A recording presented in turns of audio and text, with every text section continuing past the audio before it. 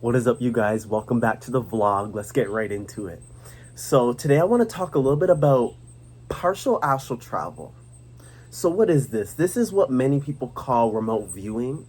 I like to call it partial astral travel because you are remote viewing. You are remotely viewing a place, but your awareness is partially there. It's just like when you go out of body or you astral travel and you're going out of your awareness is coming away from the physical and going into the astral, whether that is dream or out of body. It's really just partial astral travel. You're partially astral traveling there, partially putting your awareness there. And if you want to go fully there, you go when you go to sleep, right?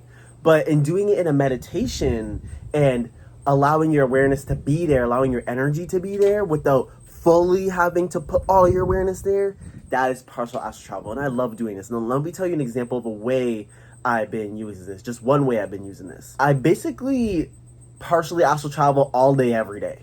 Like I'll be on the beach meditating and I'm partially astral traveling. I'll be in the shower, I'll be partially astral traveling. I'd be washing dishes and I'm partially astral traveling. The being I am, I love to be in so many different areas in the cosmos. I love to explore all these areas and understand my connection with these areas and also remotely communicate with other beings and stuff like that. I partially astral travel a lot, and one most recent way I've been using this is to go to Pandora in Avatar. Now, Pandora is a real place. It's not exactly like in the movie, but it's extremely similar, okay? And the beings there are real. The wars that happen there between humans and them are real. This is like secret space program stuff. I have been going there when I go to sleep, just not as often as when I go in the day. So how do I do this? I essentially put all of my focus on that energy and allow my energy to be present in that energy. That's the simplest way to do it. And so I'm able to look around. I'm able to perceive what is here and there at the same time. But when I go in meditation, I'm like 75% putting my awareness there. So I'm able to talk to people there. I'm able to engage with the environment. I'm able to get insight from this area. Long story short, there's a connection with Pandora and Earth. And what are the odds that in Avatar 4, they're going to be coming to Earth, right? There's going to be some sort of connection with Pandora and the people there and humans and the people on Earth. There's going to be a real partnership there in the future. But right now, there's a lot of people that spiritually are going there. I have past lives on Pandora where I was part of a clan called the Sarentu clan. So for those who know, this was an air-faring tribe or a clan, and they were like nomadic. So they used to be the storytellers, the diplomats, they're basically like traders with everybody. And they go around and they tell stories to unite everybody.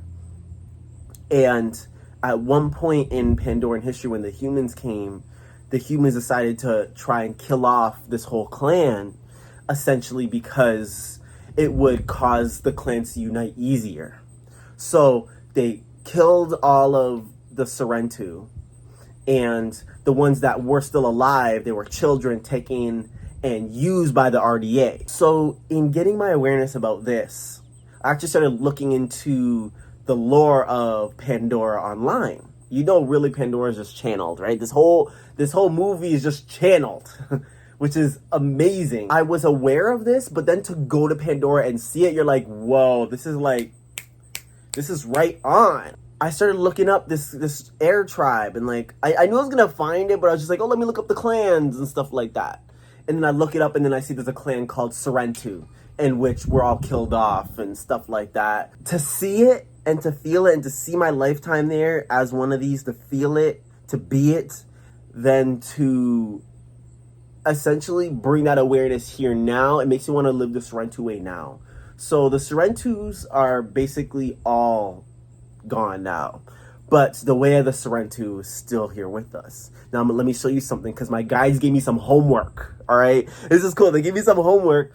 They said, find the Sarentu way. Find the way of Pandora on Earth. Ways of being. There is plants. There's animals that are shown in Pandora that are actually on Earth as well. Because again, there's a partnership like we talked about.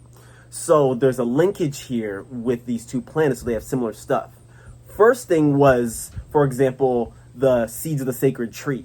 Before this, I kept seeing, I'm going to show you a picture. I call them sprites. And I always saw them as really sacred. Like they would just come and there wouldn't even be a breeze. And they would just float, come, stay around, maybe float around you a little bit, and then they would go. Or you'll be talking about something and then they'll come. It's like, they're very pure spirits. And it's like a divine message, right? And I always saw these sprites as that. Really, they're milkweed seeds, but I always just called them sacred tree seeds. And in Pandora, of course, you know, they have Atalkina. I think that's how you pronounce it, Atalkina. And they're considered very pure spirits. So the way that these seeds float on Earth, I consider it the same as like the Atalkina. And then I found something called the Sarentu plant, which is essentially a plant that only Sarentu could access. And it is like the sacred tree, and they connect with their neural link, right? With their Sahilu. On Earth, we have a version of that, and it's not necessarily that only Sarentu could access it, but only people who have a Sarentu way of being can use it at a full potential on how it can be used. I'm gonna show you what it looks like right here, but in the movie, they connect their neural link and they're able to communicate with the ancestors. They're able to get information that is used between Sarentu. It's used through Awa, so the great consciousness of the planet. They're able to access it with this plant. It's like a database of information within the planetary consciousness for Sarentu. And then there's different versions of this that people connect their neural link and they're able to access the planetary consciousness through it. I want you to take a look at this Sarentu plant.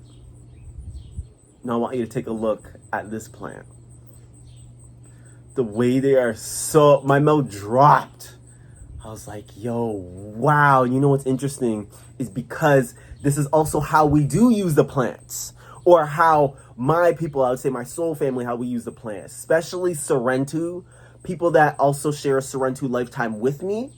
This is how they use the plant. They use it to communicate with the planetary consciousness. They use it to communicate with the ancestors. So you don't have to be Sarentu, but this is a sort of way the Sarentu use it. So anybody could smoke this joint, right? Anybody can smoke this.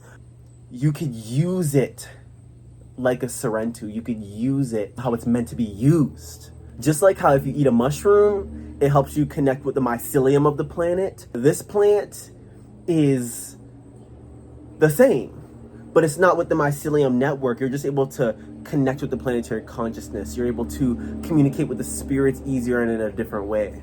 This is the way that this plant's meant to be used. And I thought this was really damn cool. I've been going to Pandora a lot to learn from the real Sarentu, which are amazing people. My people that are no longer here, but their way still remains. Their way of traveling around the planet, not staying in one space too long, telling stories, being the bridge between all different types of people, unifying the clans together. I love the Sarentu and I'll always honor the Sarentu. They even showed me around the Pandora mountains. They showed me the different plants and how to use them. They showed me the spiritual way of being of the Sarentu. And they would always say this phrase, allow your spirit to soar with the wind. Allow your spirit to understand the ways of all people and unify it in one. That is the way of Sarentu. I love these people so much. And I continue to go to Pandora to learn a lot from them and hear their stories. To sit with them by the fire, to understand them. The Sarentu's connection with animals is so amazing. And I started experimenting with it in the physical. So when I went to the beach the other day, I was alone at the beach and I just wanted to meditate and be in connection with spirit and communicate with Gaia. I actually called the seagulls. I wanted the seagulls to come hang out with me. I was just singing telepathically out for the seagulls to come and hang out with me. And they did. The way they were looking at me, they were really curious. One of them left and came with its brethren, came with its homies, and they all just laid down and hung out right beside me. And I would just sing to them. I would sing out to spirit and let it just be carried in the wind, just like the Sarentu say. These seagulls, man, like you can see seagulls nowhere else. This is the Sarentu Sea, and most Na'vi see all the animals as just like them. They have a life. We honor their souls, we honor their spirit, and we honor their connection with Awa. We honor their home, because this is their home too. I see them like my family that shares this planet with me. And getting to call them and hang out with them was the best time ever. And I also have spiders that come around me a lot. I have this big spider that I talk to all the time, telepathically talk to. Her name is Cassandra. I actually astral travel with her sometimes. I actually partial astral travel with her a lot too. The biggest thing I've been learning from them is how to connect in so many different ways with the planetary consciousness. How to be unified with the planetary consciousness on different levels. How to use this connection. I love Pandora. If any of you guys want to go to Pandora, definitely do so. This place is for real, and this place is powerful. It's like Gaia and Awa are sisters, these two planetary consciousnesses. It's like they're sisters because they're so close, and they have this partnership that they want to bring into the physical. So we're physically going to be having Na'vi here and humans on Pandora, and there's going to be a lot of people like y'all who are astrally going there. And this partnership between the two planetary consciousnesses is going to result in a partnership between the physical side of these planetary consciousnesses, which is Earth and Pandora. There's going to be a real partnership there in the future, which is going to be awesome. All right, love you guys so much. You guys take care.